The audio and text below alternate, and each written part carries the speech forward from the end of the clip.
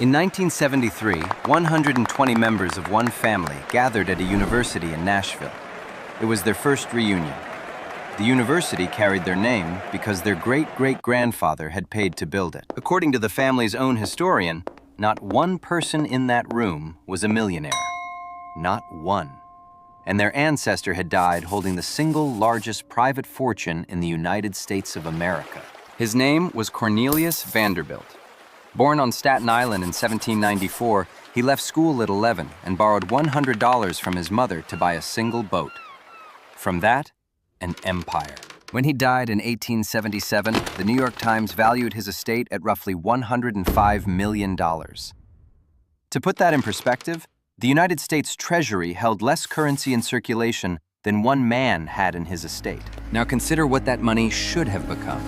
Left invested at even a modest real return, that fortune would have grown to something approaching $5 billion by the time those descendants sat down together in 1973. Split among 120 people, that is roughly $40 million each.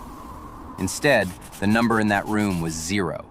Not diminished, not reduced. Gone entirely inside 3 generations. And here's the strange part.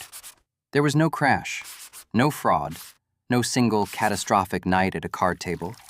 The collapse was slower than that, and far more ordinary. Within 30 years of the Commodore's death, no Vanderbilt appeared among the richest people in America. The family had built enormous marble houses they rarely lived in, and by 1947, every one of those mansions had been demolished. Part of it is simple arithmetic. A fortune divided among 4 children, and again among their children, and again, becomes 64 portions by the 4th generation.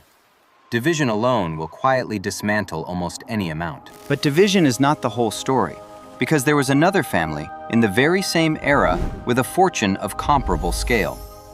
And that family is still wealthy today, 7 generations later. John D. Rockefeller founded Standard Oil in 1870.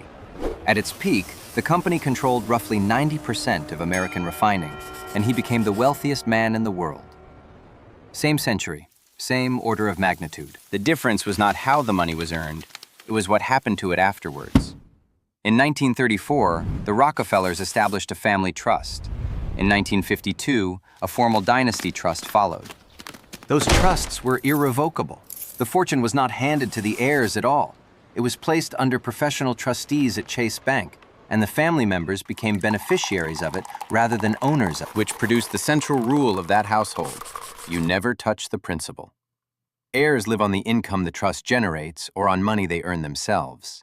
The root of the fortune is never consumed. Distributions were governed too, released for education and maintenance rather than handed over as lump sums. The structure assumed quite deliberately that some descendants would be careless, so it removed the opportunity to be careless. The Vanderbilts had no such architecture.